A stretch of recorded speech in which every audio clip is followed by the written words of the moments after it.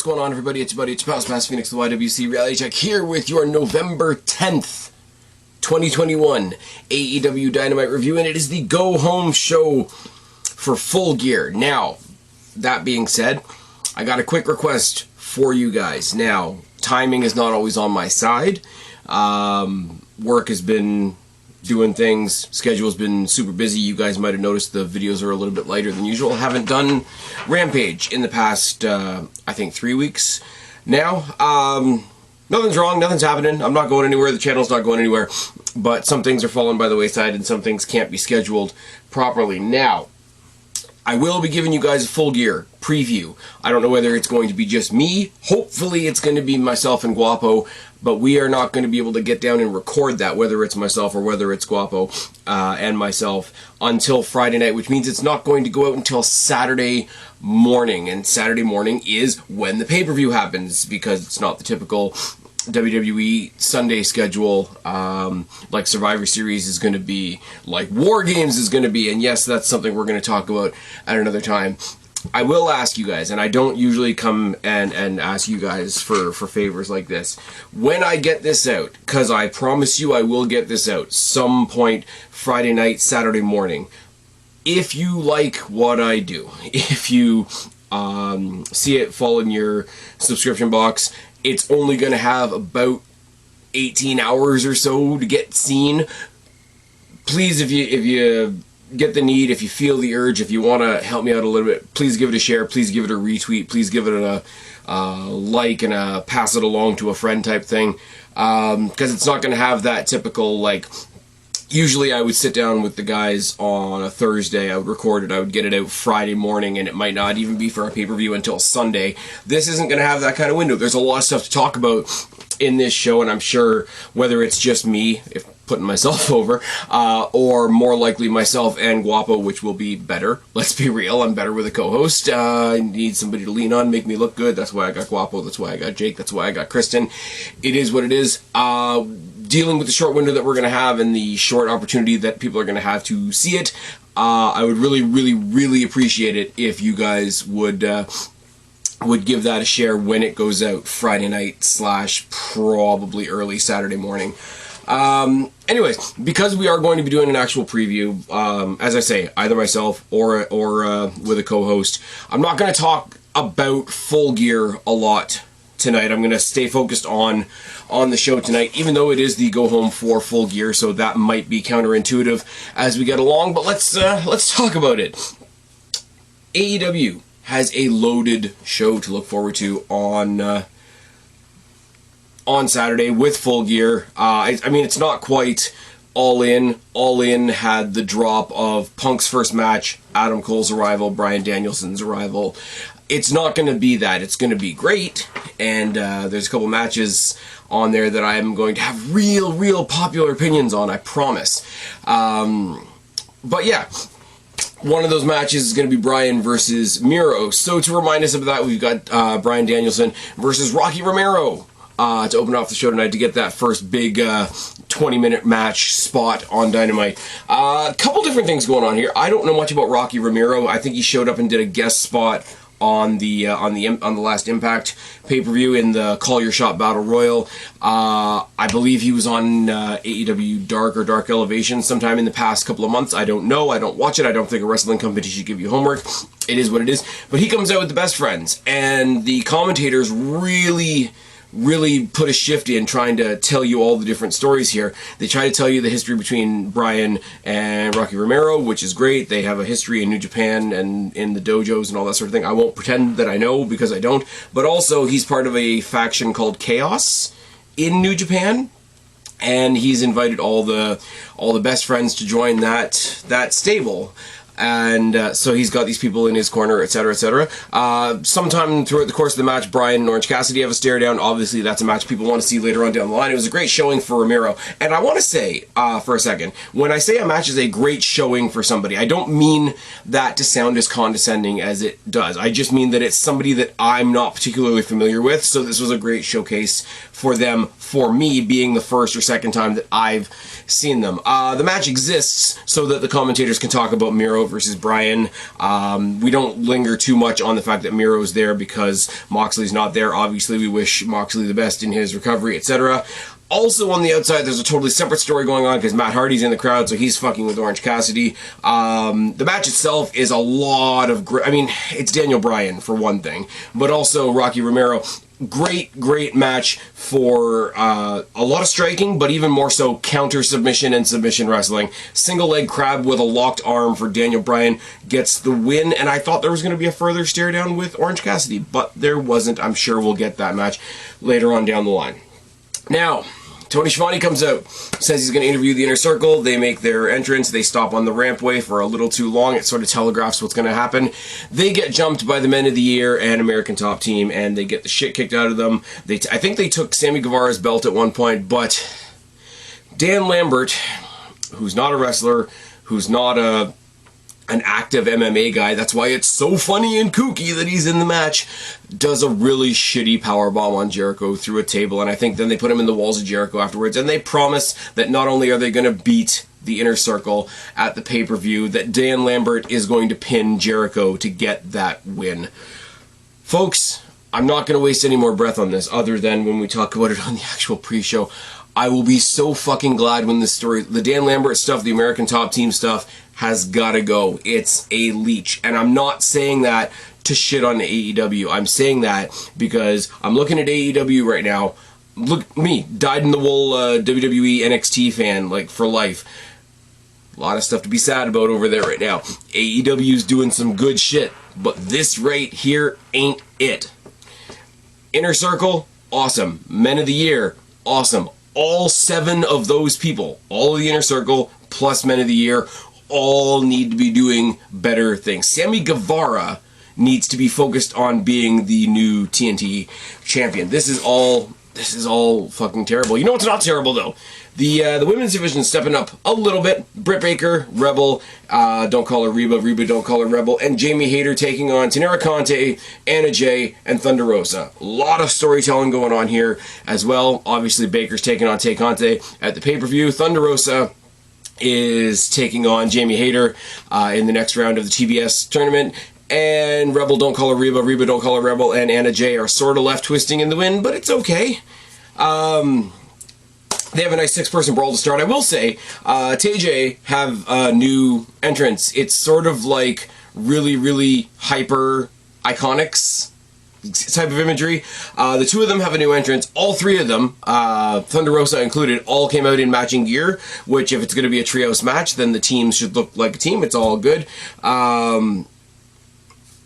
It's typical 3-on-3 women's match. Got a lot more time than I thought it was going to get. And like I say, not that Rebel is doing anything particularly, because her and Jamie Hayter are just the backup for Britt Baker, but a lot of women in this match that I like, and everybody sort of got their shit in. I hate to say that as cliche as it sounds. Modified DDT on Rebel by Tenera Conte get the win, and a little bit of storytelling when she does lock in for that DDT. Britt Baker sort of leaves her twisting in the wind. So yeah, she sacrificed one of her cronies to save herself and save herself for Saturday, which makes all kinds of sense. I don't know, somebody can tell me down in the box below if it was specified when the Thunder Rosa Jamie Hayter TBS tournament match is happening. Is that happening the following week on Dynamite? Is it happening down the line? Etc, etc, etc. Jungle Boy takes on Anthony Bowens.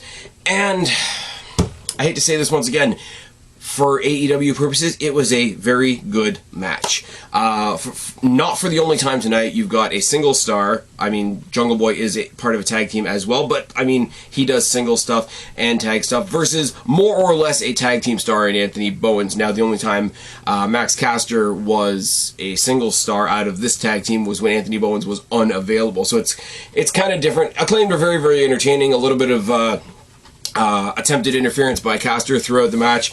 Jungle Boy is a pillar, though. This is the thing.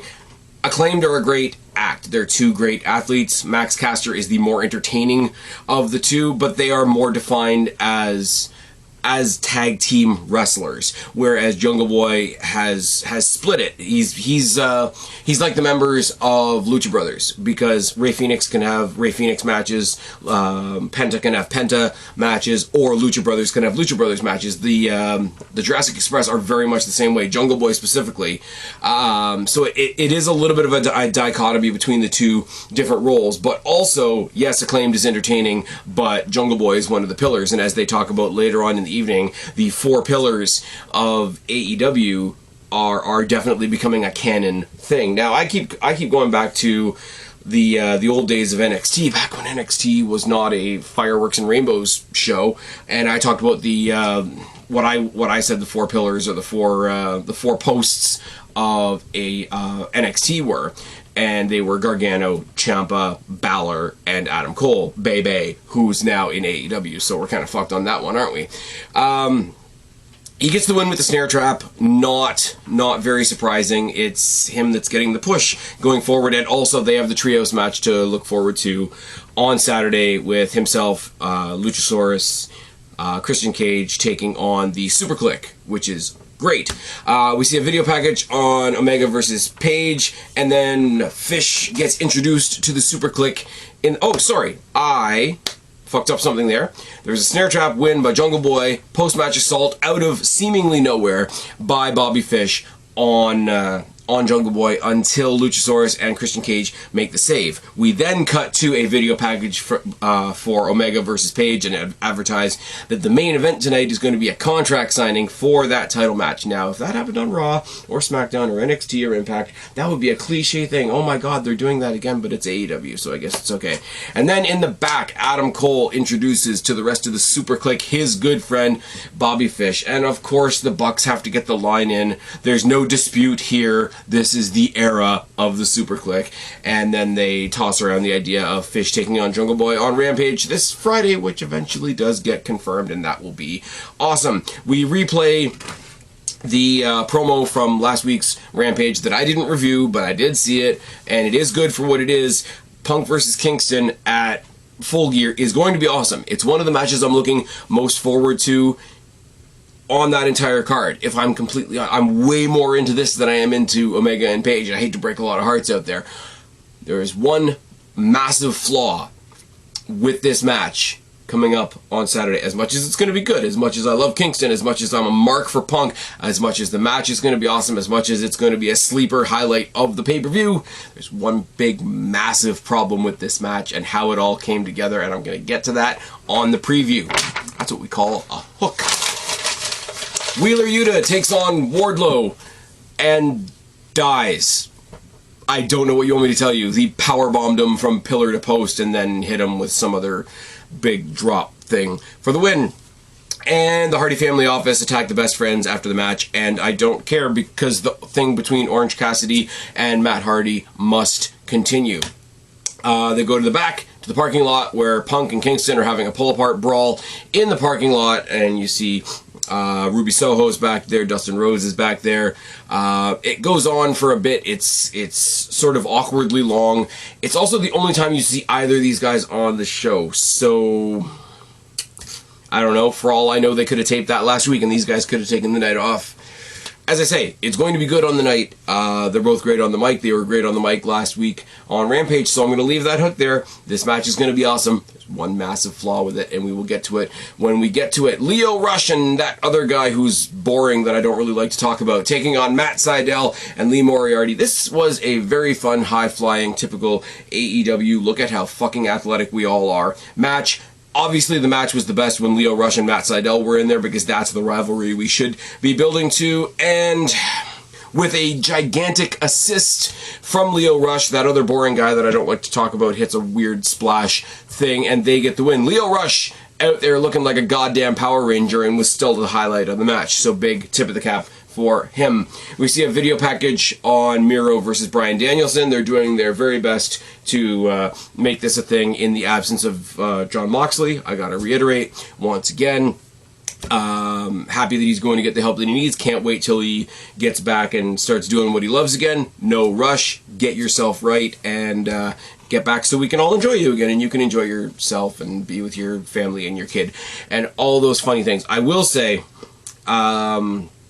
the promo ended with Miro in the back talking about how it's not personal, and I have to show my God who's boss, something like that. I have to make you unable to go back to your wife so that I can go back to mine. They gotta sign Lana at some point, don't they? When I don't know what to say about this, because Miro is gonna have to go after a super babyface champion, and Hangman Page fits that bill, but I don't think Miro is going to be actually in the world title picture anytime soon. But I do think, whether it's now, whether it's a year from now, whether it's whenever, Miro is going to be the world champion eventually. And I think the night he picks up that title is the night that Lana, CJ Perry, whatever you want to call her, comes out to celebrate him. And he's like, now I have the title, now I've proven it to my God, now I can go bang my hot fucking wife. It would be a nice little LTST.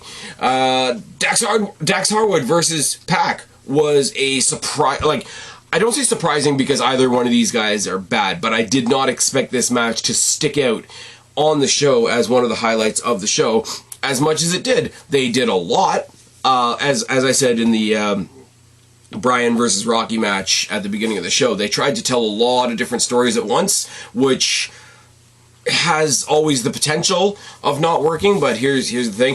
We got the second tag guy versus singles guy match of the night. It gives them, because of Pac's association with the Lucha Brothers, it gives the commentators a chance to talk about FTR versus the Lucha Brothers coming up on Saturday. It's just the basic story of there's two tough dudes that can brawl, that can lock themselves up, that can grapple, that can chop the ever-loving shit out of each other. At one point, there is an insane top rope brainbuster by Pac, followed later on in the match by a slingshot Batista bomb by Dax Harwood, which is always good. Pac gets the win with the Rings of Saturn, looks like a beast doing it. Everybody else was banned. The Lucha Brothers and the other members of the Pinnacle were banned from the ringside area for this match. But Cash Wheeler, as soon as the 1-2-3 goes down, hits him with a post-match assault, and then the lights go out. And here's where, I get that wrestling has to have interlocking stories. Characters can have more than one thing going on in their life at once. It's not just, I'm fighting you, and that's the only thing going on in my entire existence. I get that. That's a big problem WWE has. Everybody does one thing, and that's all they're doing at the moment. AEW tends to swing the other way. There's multi-layer stories and whatever, but this was a lot, because you've already got a 2-on-1 attack on Pac by both members of FTR, and Tully Blanchard's out there as well. So it's 2.5-on-1, I guess, if you want to include the old man. Lights go out, lights come back on. Who's there with the members of the Pinnacle? It's Malachi Black and Andrade, which brings out the Lucha Brothers and Cody. Yay! The Michael Sidgwicks of the world can masturbate. These guys all have a decent brawl. And I will say, once again, if you want to give me FTR, Andrade, and Malachi Black, or, call it Team NXT, because that's what it is, versus former NXT champion Pac, the Lucha Brothers, and I'll even deal with Cody Rhodes. If you want to give me that in some sort of either 4-on-4 match, 4-on-4 elimination match, if you want to make that the next Blood and Guts match, that's an interesting collection of people. But you really forced that puzzle piece in at the end of this segment. It's good. It could be better. There's going to be a lot of that in the preview for Full Gear as well, because they announced later on in the show that added to the Full Gear card was the makeshift team of Andrade and Malachi Black taking on the makeshift team of Cody Rhodes and Neville. Or not Neville. Pac. I was going to make the joke there and I fucked it up. But wasn't there a thing? Didn't they do the thing with the guy from Arrow when it was Cody and when he was Stardust? Oh, when he was Stardust, that's what it was. Remember the Wasteland? Remember the Cosmic Wasteland? Remember that was an actual thing. We get a rundown on what's going on Friday. We got the countdown to Full Gear, but also we will indeed have Jungle Boy versus Bobby Fish. We will have Orange Cassidy and Matt Hardy. Please shoot me in the face in a lumberjack match. I hate saying that, and I've said this, and I'm going to keep saying it. I'm a mark for the Hardys. I will always be a mark for the Hardys. I will be a mark for them as a tag team. I'm a mark for Jeff Hardy individually, just because of how different the guy is. I am a mark for Matt Hardy and his creative mind.